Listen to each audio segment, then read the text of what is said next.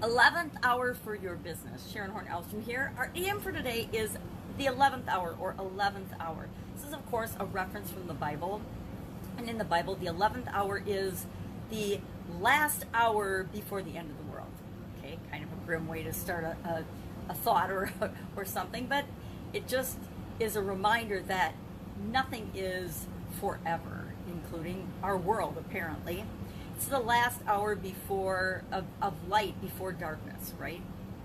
Right before sunset, or darkness before the dawn, right before the sun rises. So the 11th hour is an expression that means putting things off to the very last possible moment, waiting until the last minute or second before a deadline before you finish a project or finish something. Now this assumes that you actually get it done on time and you meet the deadline. So many things come up for me when I hear the expression 11th hour.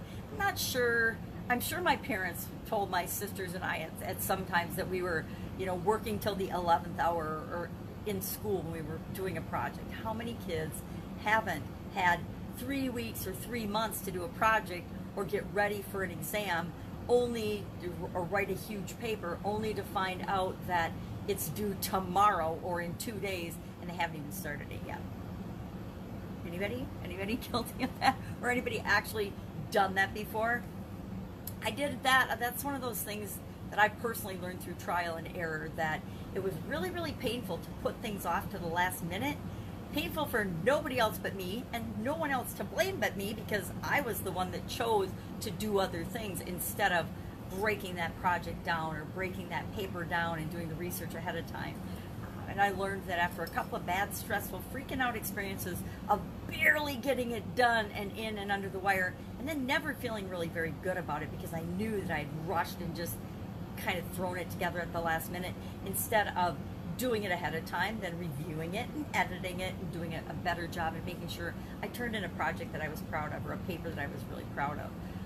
And after a couple times of that, and it wasn't even whether I got a good grade on it or not, it was how I felt about turning it in, how I felt about just squeaking in under the wire, just in the nick of time getting something done. Didn't really feel that good. And it created all kinds of stress and tension and struggle and bad feelings in my life that I put myself through. Nobody else made me wait till the last minute to do my projects. I chose to do that. And after a couple of experiences of just barely getting things in on time, I learned that that isn't really the best way for me to get projects done or to do things or to meet deadlines. We human beings tend to, life is like a vacuum, right? There's all this time and all this energy that we can choose to fill any way we want. And no matter what happens, I can't remember what law it is. Is it Parkinson's law that says that the size of the task and the amount of time to complete the task will automatically fill. I'm totally messing that up, but the point is that no matter how much time we have, we will use all the time that we have in order to perform that task. It's a better way of explaining it. And we do that. I still do that in certain things, in certain areas and aspects of my life. Taxes, for example. Have you ever waited till the very last minute to do your taxes or to send in your tax return? Now this year we all got a little grace period and have a longer time to do that, but normally April 15th, have you seen the lines and the people at the post office? I remember mailing my taxes one year, and I had to drive downtown St. Paul because our post office was closed earlier. How ridiculous was that? That was back when I actually did my own taxes for my ex-husband and I. And then as businesses, we got involved in too many businesses and our taxes got more complicated, and the tax laws got more complicated and it was harder to keep up on. I had to hire an accountant and get rid of that. And that was actually one of my favorite and first things that I outsourced for my businesses, was getting an outside tax advisor and tax accountant to do all that for me. And he still filed them on April 15th. And now with electronically, you can push that button at the very last minute on April 15th and file them electronically. So who's ever done that? Anyone?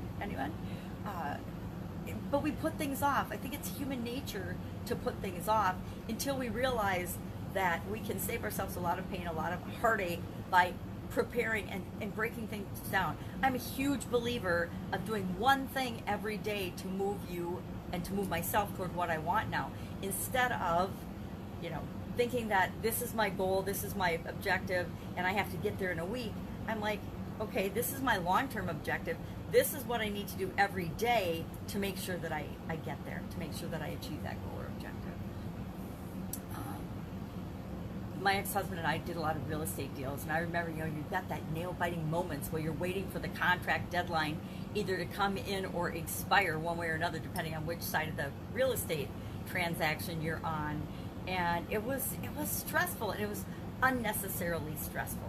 If you know you're going to do something and you want to move in a certain direction, just start moving there now. The best time and the only time we can do anything is right now. So instead of putting things off and procrastinating, especially for our businesses, have your long-term vision and focus and where you want to go in mind, and always be working toward it. You and everybody else in your organization, each and every day.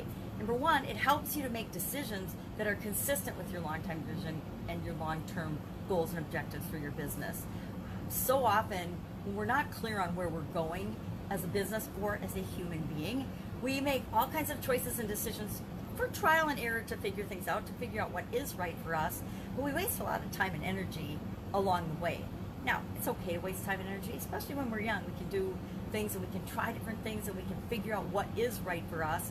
But as we are growing a business and an organization that we want to use to make the world a better place and have an impact on the world, we got to have a better vision for that and be working toward it each and every day, and be clear so that people know what to expect, so that they know what their part in that vision is, what role they can play to make it easier to achieve your goals and objectives without waiting till the 11th hour.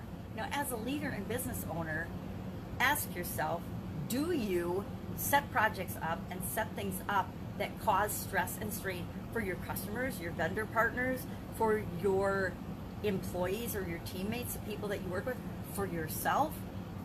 Because sometimes we don't realize that we're setting artificial deadlines in place that stress people out that aren't really that important. Now, there are absolutely positively deadlines and times, and if you don't set dates on things, things will never get done. Because of Parkinson's law, the amount of time allotted to a task will expand. The task will expand to fill the amount of time that you allot to it. That's why I, a long time ago, went to a 90-day versus an annual plan. I do everything, and I have for, at least 20 years now, in 90-day blocks, 90-day bursts. So instead of having 1 year in a year, I have actually 4 years in a year. I break my year into four segments. I think they call it, who's got that? Somebody's got a book out on that, the 12-week year or something.